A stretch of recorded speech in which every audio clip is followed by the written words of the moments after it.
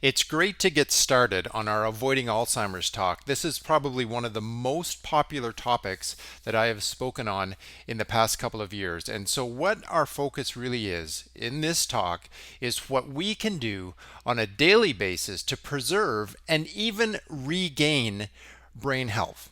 And what you're going to find in this webinar, we've got two main points that will come across loud and clear. The first is why, as a society, we are having so much trouble getting a handle on Alzheimer's disease, why it's become a rising epidemic, and why health economists are estimating that it has the potential to cripple our healthcare system by the year 2038 if we don't start doing things very differently. The second focus will be on what you can do to avoid Alzheimer's or help a loved one avoid Alzheimer's. Nothing about this disease is easy, but if you really understand what this webinar contains, you will find the solution is super logical. And the doctors and researchers that you'll hear from in this talk will absolutely restore your hope that this disease can be avoided. But it takes thinking very differently than our common and dominant strategies that are being offered to our elderly today. So, as a review, I'm Dr. Graham Jenkins, and I've been working in the wellness industry for well over 20 years. I practice full-time in Kelowna, British Columbia, and I've lectured and hosted workshops for my patients and community for all my career. I believe that's one of the key missing ingredients in healthcare today, doctors who will take the necessary time to educate their community on what people can do to get and stay healthy. So this webinar on avoiding Alzheimer's disease is part of the 100 Plus Living Plan that I've developed from working with thousands of people to restore their health and renovate their lifestyle. And this is a big part of the reason I've researched so heavily for the solutions to adult dementia like Alzheimer's. These are my parents, and my mom's mom passed away horribly over 30 years ago from what we now know was Alzheimer's disease. She was the sweetest little church lady you could ever meet. She was really kind-hearted, loving, but by the end, she was no longer the grandma we knew or recognized. She really got cranky, and it fell to my mom to spend the time with my grandma in and out of the care home, and those were tough years. I saw it just steal so much health from my mom, and not to mention the suffering that we had to see my grandma go through. And you know what? That's not going to happen to my mom or dad. We know so much more, and we're not willing to go down that same common path that many of our elderly are going down without knowing it today.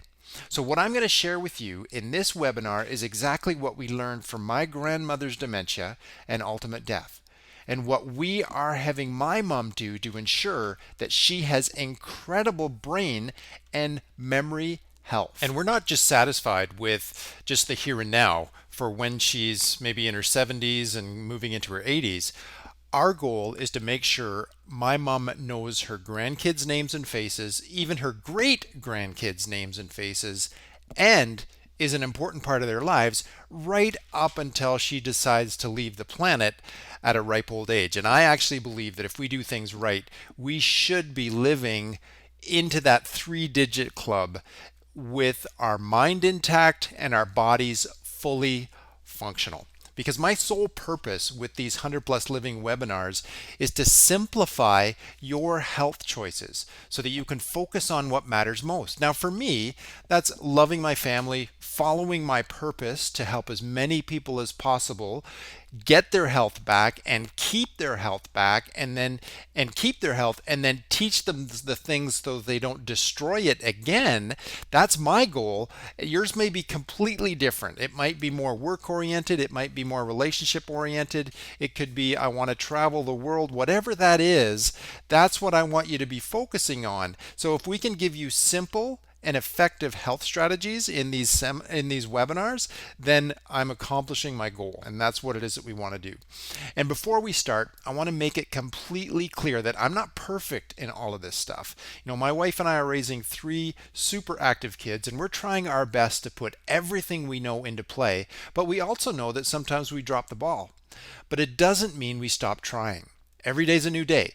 And so we start again and do our best. And I believe that if we take that attitude, we can dump the guilt that surrounds poor health choices and get on with living life and doing the very best we can with the resources we have.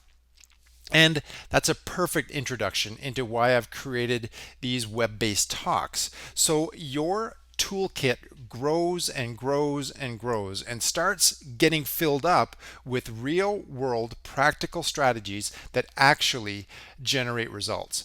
So I want to start with a quote that captures what I'm talking about here. From Dwight Eisenhower, which was like the big general for the United States during World War II. And he said, "In preparing for battle, I've always found that plans are useless, but planning is indispensable." So let's put this into context. So the very act of planning prepares us to win, even if the particulars of the plan need to change on the fly. And that's especially true for planning our life and our constantly changing circumstances, whether it's our elderly parents suffering with dementia like Alzheimer's or raising healthy medication-free kids. I want to give you a plan. I want to expand your toolkit, but the plan and the tools that will make your plan successful must change, and as we learn more, it must change if you're going to succeed in health and life. If I was following the same nutritional advice that I taught 20 years ago, or exercising as I was back then, or only getting adjusted occasionally or once a month like the recommendations that chiropractors gave 20 years ago, I'd be desperately lacking. The world is a different place than it was 20 years ago. And so as General Eisenhower talks, a plan's critical, but it needs to be flexible and ever updating and, more importantly, improving. And so this webinar is going to be it's going to be the beginning of your plan to keep your mind bright and your memory solid as you age. And to help people engage and remember our points, I've organized the webinar into several series of threes. So the first is a series of 3 points. So we're going to talk about 3 points on how our current beliefs have and are contributing to Alzheimer's disease. Then we're going to talk about 3 strategies that need to be in play to avoid Alzheimer's. And finally, our 3 best immediate action steps so we don't end up as another healthcare failure statistic. And before we get into our core content, I want to share with you some observations I've seen with working with hundreds, maybe even thousands of families by this time over the last 20 years.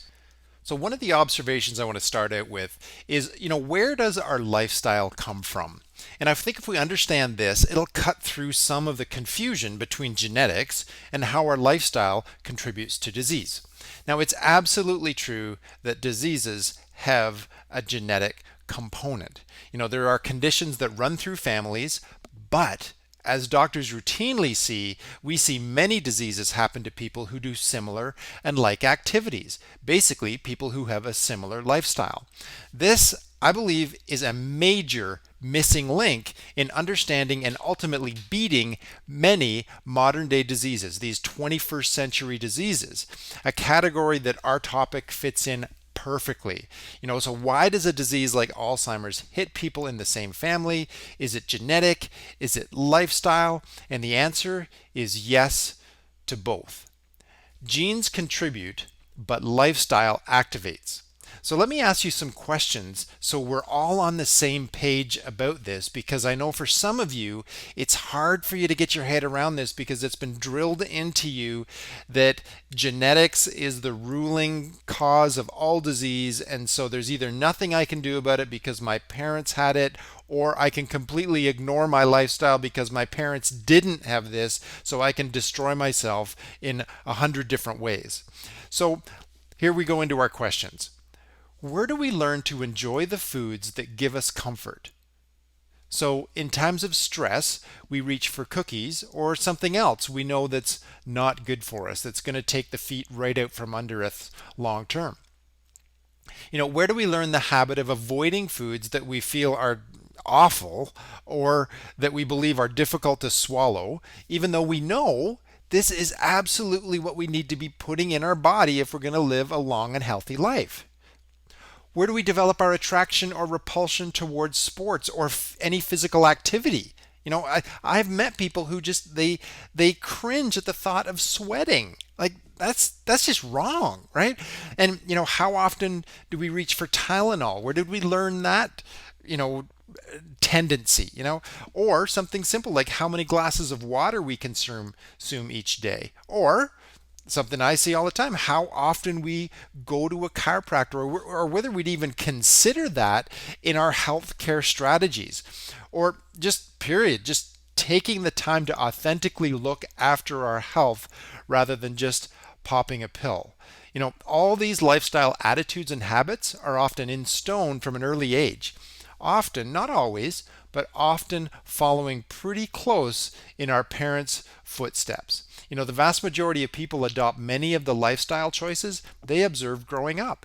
And these are hard patterns to break and often a real source of struggle in marriage and family life. I see it in my office where we've got one spouse that's constantly dragging the other off the couch, off to the gym, or into my office for their adjustment. Even though both of them know it's hugely important to do those things, there's always one that seems to be dragging the other one around. So there's trends and tendencies that we fall back on when we get into life, especially in times of stress, which is happening more and more than ever before.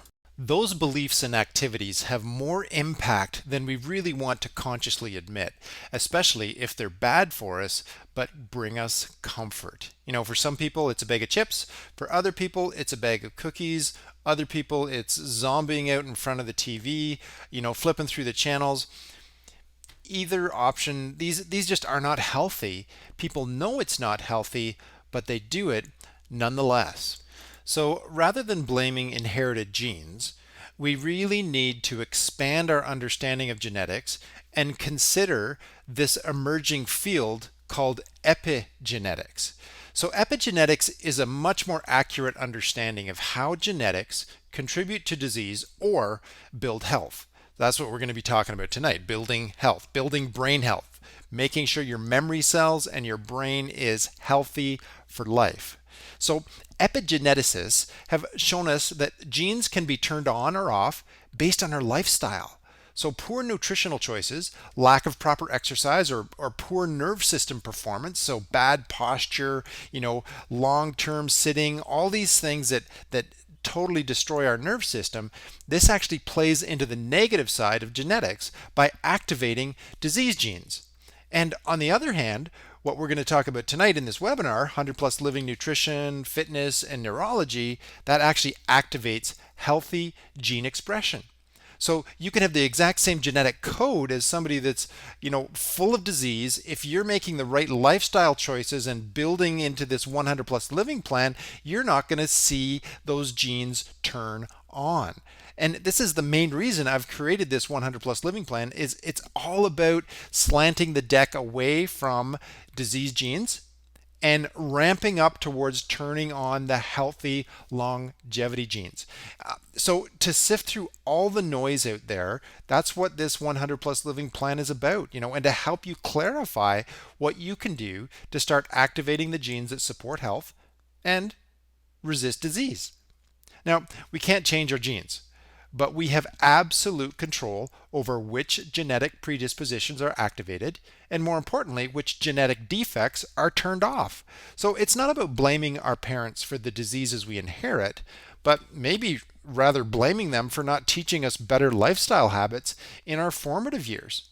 And seriously, all joking aside, it's really not our parents' fault. If we're healthy or sick, we ultimately are in control of our health outcomes. So blaming your history is completely irrelevant here.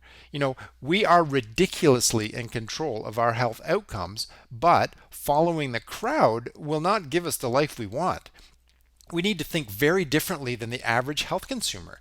We need to be our own advocate and do what makes sense scientifically and logically. There's lots of scientific papers out there that I've read that are just illogical. I'm like, okay, what was that all about? It was completely pointless. So it's got to fit both of those criteria. It's got to make sense scientifically and it's got to make sense logically. And that, again, coming back to the 100 plus living plan, those are the key ingredients that go into everything we talk about in this. So we're learning to relearn. Eating the steak, leaving the bones and fat in a very, very noisy world of health advice. So let's get into the meat. Now, for some of you, when you take a look at this next slide, Alzheimer's is preventable, that gives you a brain cramp. You just cannot believe that, especially with all the garbage that's out there about, treatment versus prevention, or actually they don't even talk about prevention. All they talk about is treatment, like we talked about earlier. Alzheimer's doesn't need to happen. It's completely preventable, and in many cases, actually reversible. And it is really hard to believe that when Alzheimer's rates is increasing and is now hitting so many families. It's kind of like cancer. People are just like, oh, there's just no way I can beat this thing. And my hope is after this webinar, you'll begin to understand why Alzheimer's is skyrocketing out of control and why doctors, well, they're really well intentioned. They're just missing the mark, and it's easy to understand when there's so much disinformation out there. And just this week, I was reading an article from the New York Times saying that there's very little benefit from fish oil supplementation. The author was proposing that fish oil doesn't protect you from heart disease. The article gave no amounts, not a single reference to the quality of the fish oil supplements, no reference as to whether the fish oil was in a capsule or liquid. Ironically, in this same article, there's two references that were quoted saying that Italians taking 1,000 milligrams of fish oil a day had a reduced risk of cardiac death. The second reference spoke of people in Canada's north having a vastly lower risk of cardiac events because of their tradition of eating so much fish fat. Bottom line is that article will deceive a lot of people. They'll read the headline and say, oh, well, I guess I can stop taking my fish oil. And my question is, does the average person know that we are so desperately deficient in DHA and EHA, both found in fish oil, that we need to begin our supplementation with between 4 to 5 grams a day just to make up the difference from the standard North American diet? Not likely. They'll say, oh, look at the New York Times. This health and wellness article said I might as well stop taking my fish oil because it's useless. And if you actually do read to the bottom of the article rather than just the, first 4 sentences, the New York Times recommends, according to Dr. Gianni Tonangai of the Institute of Pharmacological Research in Milan and Dr. James Stein, the director of preventative cardiology at the University of Wisconsin Hospital, they said that the early fish oil studies took place in an era when cardiovascular disease was treated very differently than it is today, with far less use of statins, beta blockers, blood thinners, and other intensive therapies. So bottom line, take your medications. But listen, this is not where the article ended. It said, and oh, by the way, you should also keep eating lots of fatty fish. That's also what the researchers said in the conclusion. So fish oil, get this, is inconsequential, but keep on eating lots of fatty fish with fish oil in it. So with research floating around like that, no wonder people are confused. The lead researchers are confused. So, modern day doctors just don't have a complete view of the human body or brain. They're so inundated by this chemical system that we've created, this pharmacological driven system, that they can't even get above the noise to take a look around at what other research is out there. So they may have one or two of the pieces, but they're locked in this certain way of thinking that blocks them from thinking differently about how the brain works. And when you lock your thinking into a dominant biochemical understanding of the brain, then there only can be biochemical solutions. It's really become that old adage that when all you have is a hammer, everything suddenly starts looking like a nail. Blood tests, even genetic testing, offers very little in the way of understanding the body in a functional paradigm. Now, it may satisfy your high school chemistry teacher, but it's not serving us in the area of avoiding diseases like Alzheimer's. There's a way more accurate to understanding the human brain. Now, when we consider the human brain as the ultimate muscle, then our vision of what needs to be done to keep it healthy is suddenly very different. Now, throwing medications and chemicals at a weak muscle is just plain foolish. We'd never do that. Or how about a natural biochemical solution? All the great nutrients and supplements in the world are not going to strengthen a weak muscle. And just like with a weak or damaged muscle, if you're willing to do the work, your brain can be strengthened and healed. In fact, in many cases, brain strength and flexibility can even be better than before if we just catch it early enough. So, biochemistry is really not the holy grail that we've made it out to be. And if we're going to be looking to avoid Alzheimer's, we need to take a look at the science and evidence to break free of that biochemical understanding of the human brain. So let's truly learn the secrets to strengthen brain tissue, mental pathways, and memory. And if we're going to avoid Alzheimer's, we need to do more than crossword puzzles. Brain stimulation with learning new tasks are part of the story, but as you'll learn, a very, very small part of your overall brain health. And only understanding bits and pieces are why we're seeing so little success in dementia and many other health conditions. So as long as we have this narrow focus on pharmaceutical solutions as our savior, we're going to continue to have marginal results and even potentially disastrous results like we're seeing with Alzheimer's disease. So where do drugs and that whole pharmaceutical industry fit into the picture? There's a role. There is definitely a role for drugs and surgery in healthcare today, but their greatest asset is not in the area of crisis, or rather their greatest asset is in the area of crisis and trauma. And that's not Alzheimer's disease. So after a car accident or work injury or sports accident, our emergency system is invaluable. In fact, arguably, it's the best system in the world. But after that bone is set, the bleeding is stopped, or the life has been saved, we can't keep on using those aggressive emergency and crisis tools, which are drugs and surgery in North America, and expect longevity and vitality. It's the wrong tool for the job. It's no different than calling the fire department back the next day after your house fire. If you're expecting the fire department to restore your home with water hoses and axes, you're really going to be disappointed. What you need is a carpenter, an electrician, a plumber to begin to rebuild. More water and destruction is not the right strategy. But when people continue to reach for a pill or schedule another surgery for conditions that are lifestyle related, that's exactly what they're doing. And so no wonder they're getting sicker and sicker as the years go by. So we really need to expand our toolbox and break free of our narrow Canadian/North American strategies if we're going to avoid Alzheimer's disease. And I believe our first step has to be with our personal understanding of the body.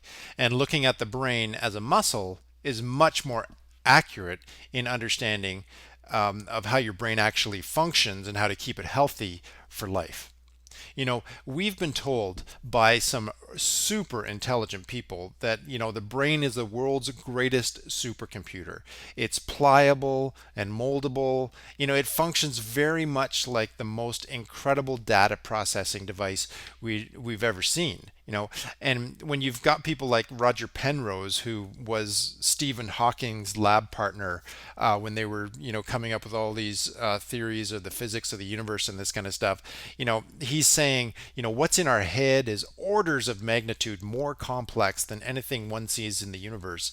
If you look at the entire physical cosmos, says Penrose, compared to the complexity of a brain, a galaxy is an inert lump. And I don't know if you guys understand much about Penrose and Hawking's research, but boy, talk about causing a brain cramp when you read about or listen to these guys talk. And if they're saying the human brain is way more complex than anything they've ever studied, then we really need to change our view. It's not just biochemical soup up there.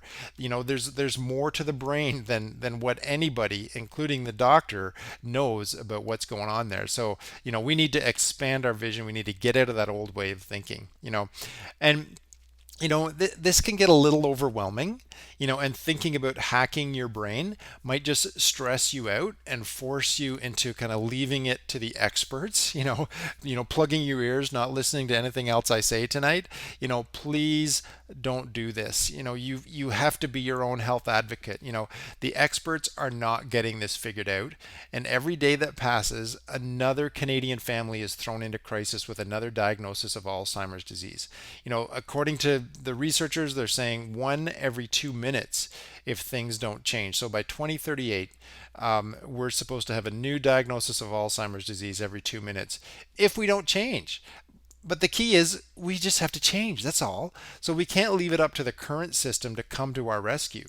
We need to take personal responsibility for our own brain health, and that starts by thinking differently and taking much, much different action. So we've covered our cultural beliefs.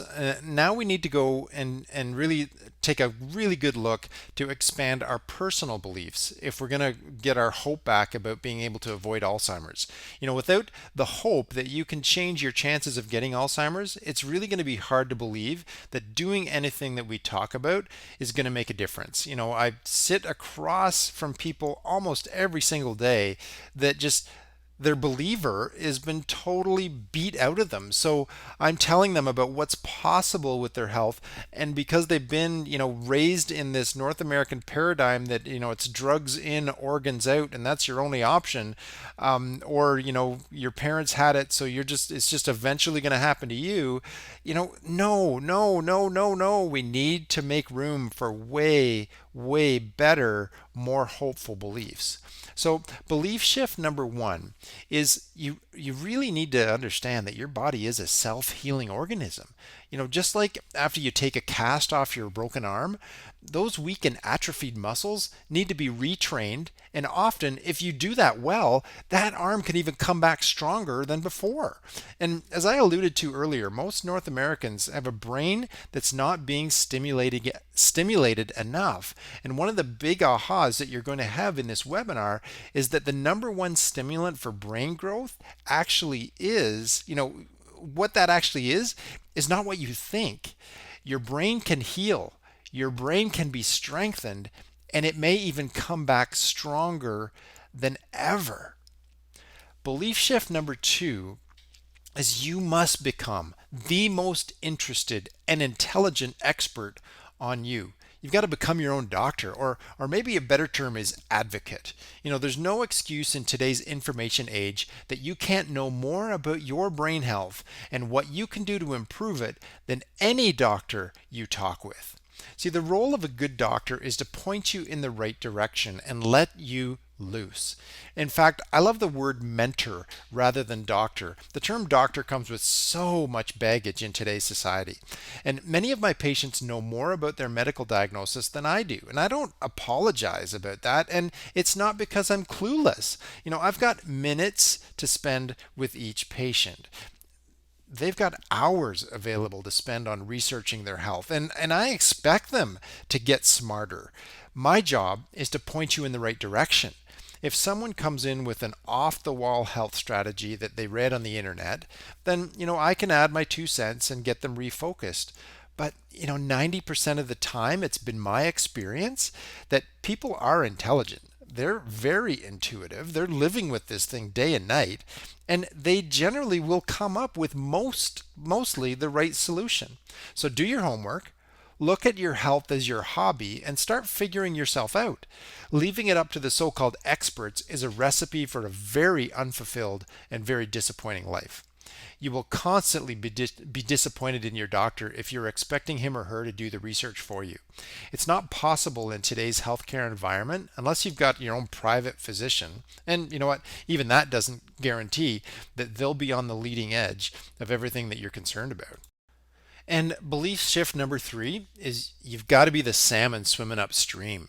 You've got to be okay with not following the crowd, because if you look around, the crowd isn't doing so well right now in North America when it comes to health outcomes, particularly adult dementia like Alzheimer's disease.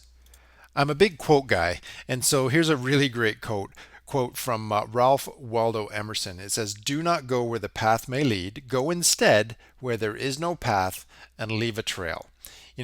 that's why you've taken the time to be on this webinar, because you want a different outcome.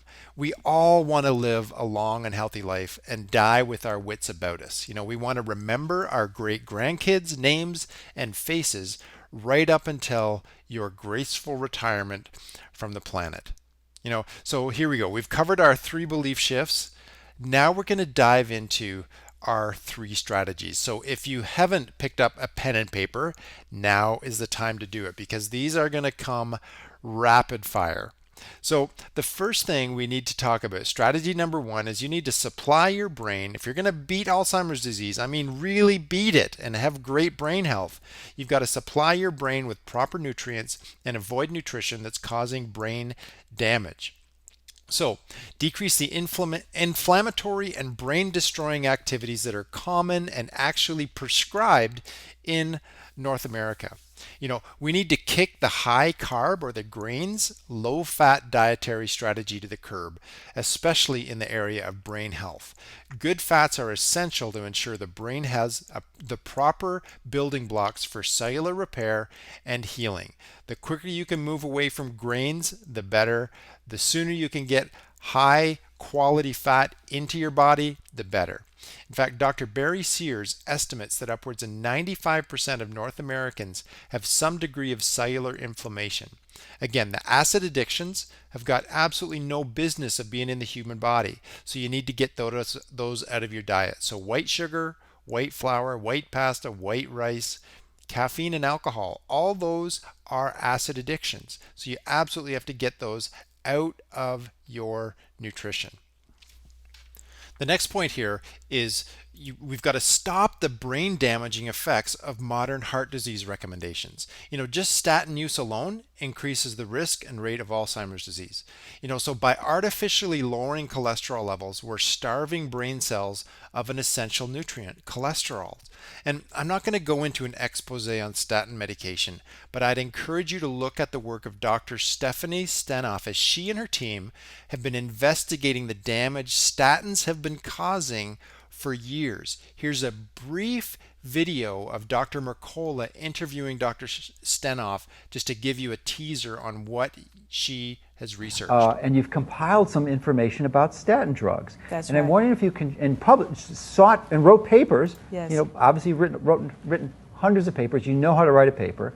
So you've submitted these to the credentialed scientific journals, documenting some of the findings you found with statins, and I'm wondering if you can share what your experience was when you submitted these papers. Right. Well, we wrote a paper on Alzheimer's. I was very interested in the connection between Alzheimer's and cholesterol, low cholesterol actually, being a source of Alzheimer's, and statins in particular, because they lower cholesterol, are going to make that problem worse.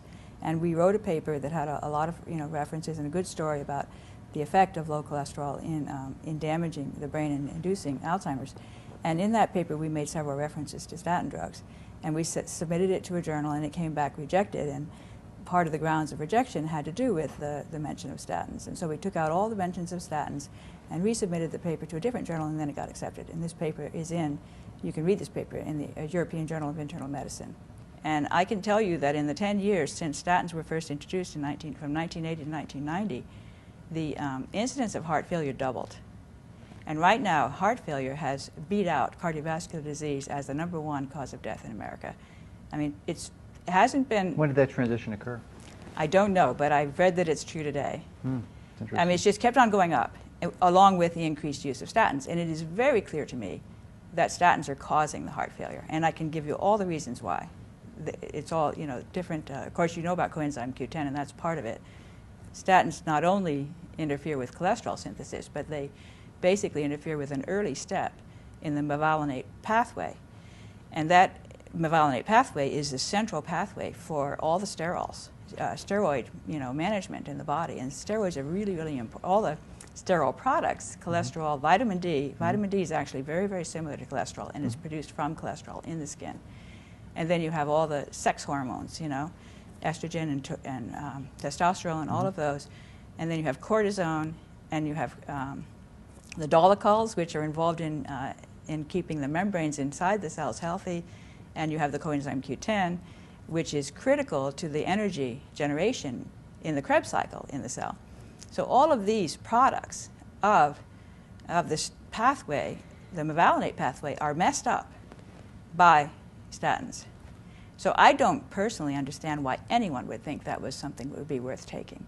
And here we are with tens of millions of people feeling convinced that they have to take their statin drug to keep their LDL under control. I always thought that there was one small subset of people who have the genetic condition familial hypercholesterolemia, where they have cholesterol levels in excess of 330, 350 because of an right, that's true. Do you think that there's an indication that they would benefit from statin If I were therapy? one of them, I would not take a statin. Really? And I would not. what's your reasons for that?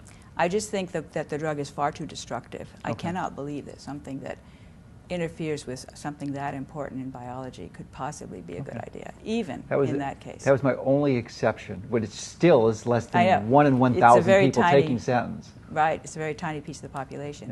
Yeah. I just feel the drug is so toxic that it can't even be good for them. Okay. That's my personal opinion.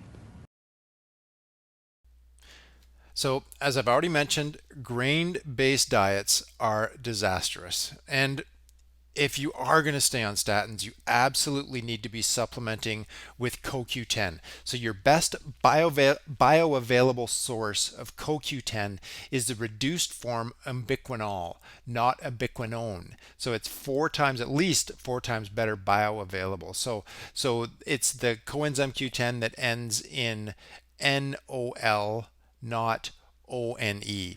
Okay, so hopefully that makes it clear for you. And then the last one is you've got to overload in the nutritional supplements that support great brain health. So high quality fish oil, huge. So 5, and if you're looking for a therapeutic dose, you can go up to as much as 10 grams a day. So that's usually a couple teaspoons of a good quality, like a Carlson's fish oil. And you need to look at natural anti-inflammatories like pycnogenol, which is pine bark extract, or curcumin, which is the active ingredient out of turmeric. So the curcumin, you want to be at about 500 milligrams a day. And then, of course, vitamin D3, 5 to 10,000 international units a day. You can drop down to about 4 during the summer if you're getting good skin exposure, because the sun manufactures that in the skin cells. So there's the nutritional strategies. The next one that I really like to talk to people about is this coconut oil. And I take coconut oil every day. Some people will actually take MCT oil, so it's medium chain triglyceride oil, but these MCT is the active ingredient in coconut oil, and that decreases inflammation, feeds the brain, so it's operating in a ketogenic state for a portion of the day. So every day, that's so important. So 60 to 90 minutes post consumption, the ketogenic effects of coconut oil is all but gone, but the MCT oil tends to stay in the system longer. So if you're really going for a therapeutic benefit here of coconut oil, you might want to take a look at, unfortunately it's much more expensive, but the option of actually buying MCT oil. But I really believe that if you're doing everything else, the coconut oil is just fine, and it's much gentler on the pocketbook.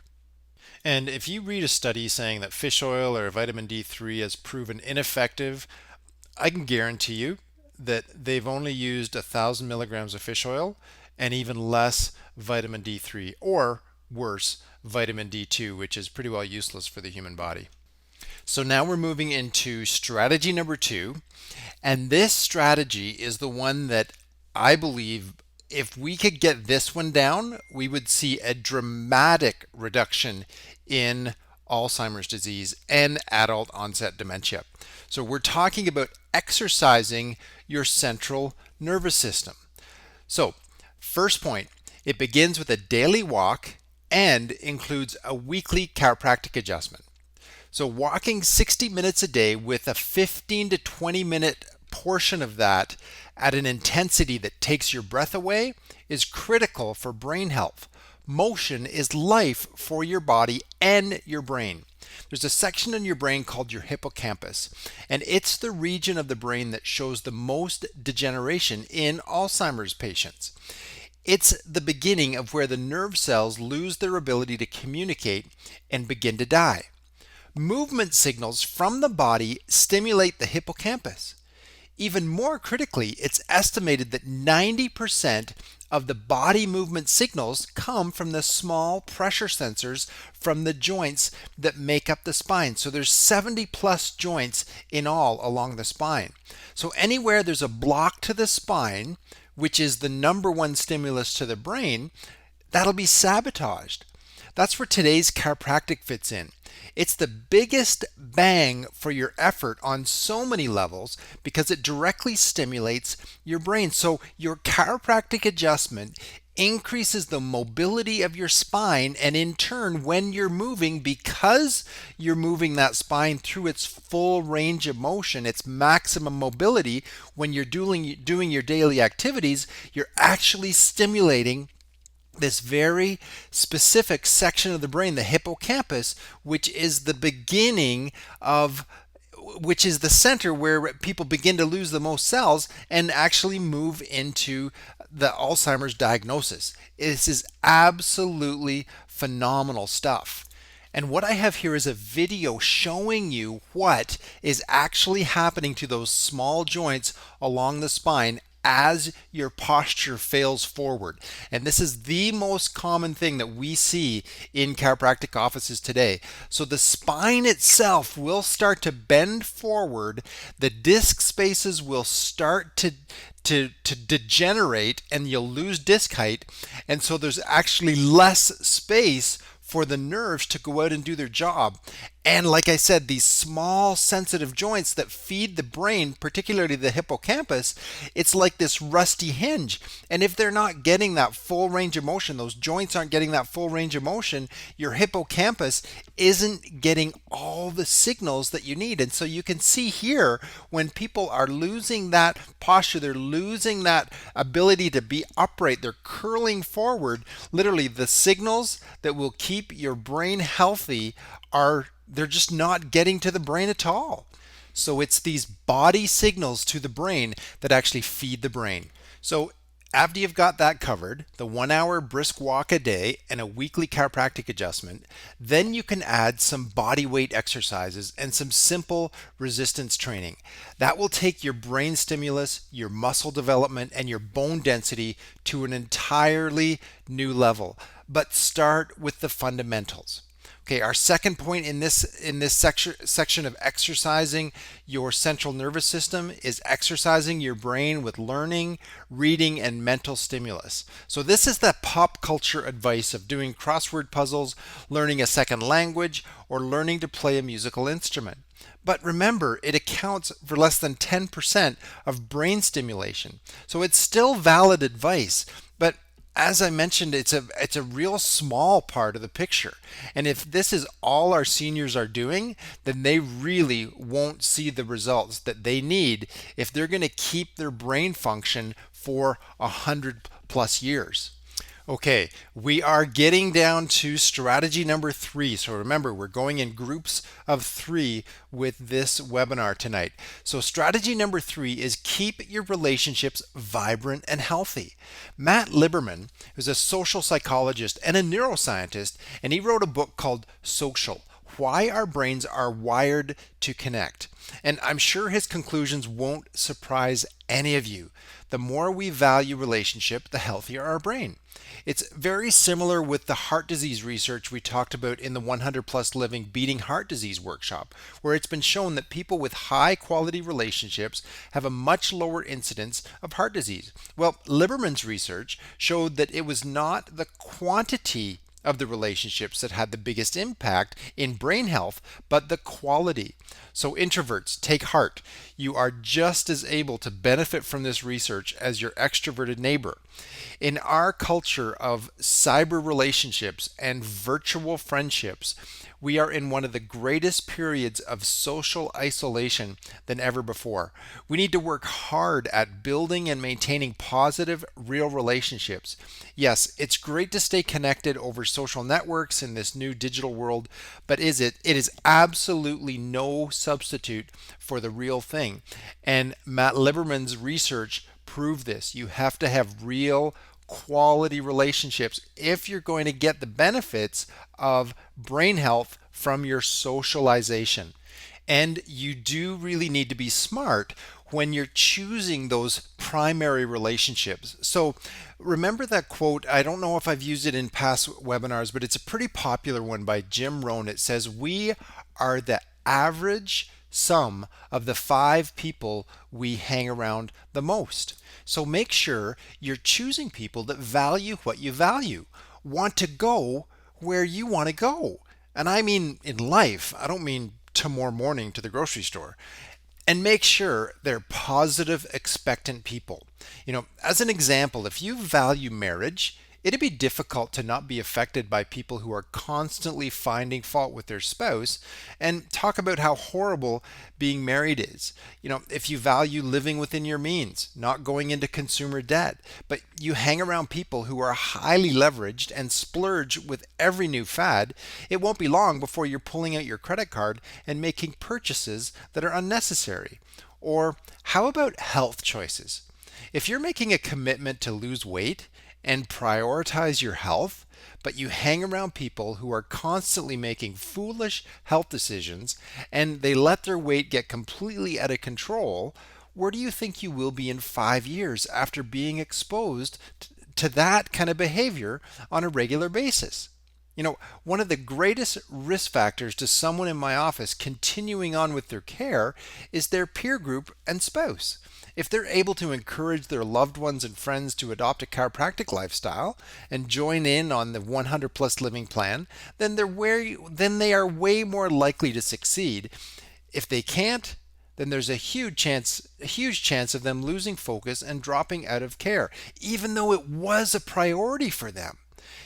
We're always glad to see those people come back, when they're in pain again, but their x-rays will not be as good as they were when they discontinued, and they'll likely have another health condition or two to deal with. So sometimes a second or a third restart isn't enough for them to overcome the resistance that our social circles have on making either a positive or a negative life change.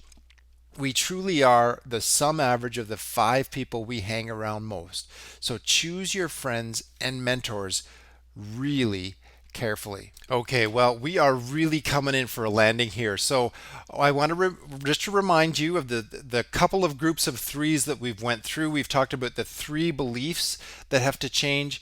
We've talked about the 3 strategies that you need to have if you're going to avoid Alzheimer's and keep your brain healthy for life. And now what I want to do is just a real quick reminder, if there were kind of a 3-step action step, what would that be?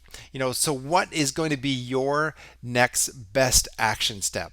Well, number 1, movement is life. It's critical that you keep your body moving, and no other stimulant feeds the brain like full body movement. So 90% of that stimulus comes from the spinal joints, and the only way you can ensure you're moving every spinal joint through its full range when you exercise, stretch, or move is to have a great chiropractor checking your spine each week. 60 minutes of exercise every day, some strategic form of motion, and 15 to 20 minutes of that should be at an intensity that takes your breath away. Number 2, fats feed the brain.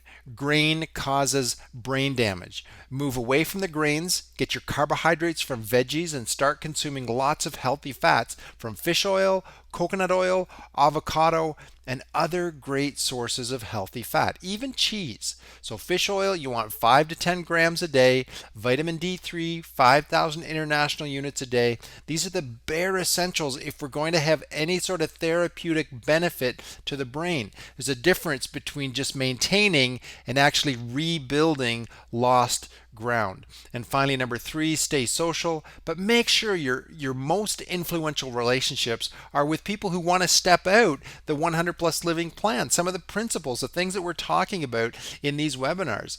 And when we talk about choosing your friends, you need to get over the feeling that you're being selfish or you're being snobbish. It's not about what kind of car they're driving. It's about what effect they're having on you and your desires to be the very best version of you. So joy sucker outers and negativity, that's as much of a disease as Alzheimer's, and it will not enable you to live out the 100 plus living plan. Socialization is incredibly important. It's a key ingredient in every chronic disease, from cancer to heart disease to depression, and it shouldn't surprise you that your brain health is hugely affected by socialization or the lack of it. And of course, if you want to dig deeper on everything related to the 100 plus living plan, then head over to my blog on our website. So that's at lighthousecairo.ca, and sign up for our weekly offering. I believe there's no other practical source on health information on the web. I really believe that we've wicked away all the garbage that's out there and just focused on the stuff that works, just like we do in these webinars. It's well researched and documented, but practical and effective, and it's been tested in the real world. Now, I've also created several free resources for you to beat your back pain and neck pain, improve your posture, and help your family live to a healthy 100. And all those are available at lighthousecairo.ca. And you know what? If you're in the Okanagan Valley in our beautiful British Columbia, then check out our office. Our clinic contact information is at Lighthouse Cairo CA. We'd love to serve you. And if you're not in the Okanagan and you want to connect to a corrective care Cairo in your area, then use the contact page on our Lighthouse site, and we'll help you find someone who can do great work for you. I'm fortunate to be connected to some of the top whole life wellness providers on the planet, and I love getting people connected to great docs. This is a huge thing for me, is making sure that you've got somebody that's helping you quarterback what we're talking about. And of course, we're very active on social media, so if you want to get more free resources, keep informed about upcoming webinars and seminars, then connect with us on the web. So like us on Facebook, follow us on Twitter. I'm quite involved on LinkedIn. That's more of a business model, but I do find that I reach a ton of people in the health and wellness industry that way. And remember, ultimately, my sole purpose is to simplify your health choices so that you can focus on what matters most to you. And so, yes, my goals, number one, love my family, do that really well, and then following my purpose to help as many people as possible restore their health and regain their hope. Whatever your vision is, whatever your dream is for your life, without simple effective health strategies, that's not going to happen. So the more connected we are, the healthier you will become, and the benefit is I'm fulfilling the reason I'm on the planet. I just want to thank you for taking the time for joining me, and I really hope that you've enjoyed this 100 plus living avoiding Alzheimer's webinar. Let me know how you're doing with taking these action steps and applying them so you and your family move forward in life and not fear of the future, just like my parents are doing today. So what we're going to do is we're going to open up the chat for some Q&A. And I'm looking forward to answering your questions. And if we're not able to answer all your questions before we wrap up, then don't worry. My web moderator has set things up so that your questions will be sent to my email, and I'll respond when I can. This is a great thing about today's technology. It makes it so we can have a conversation and I can really answer your questions practically. So I'm going to open up the lines, and I'm really looking forward to your questions and your comments about beating Alzheimer's, or actually avoiding Alzheimer's.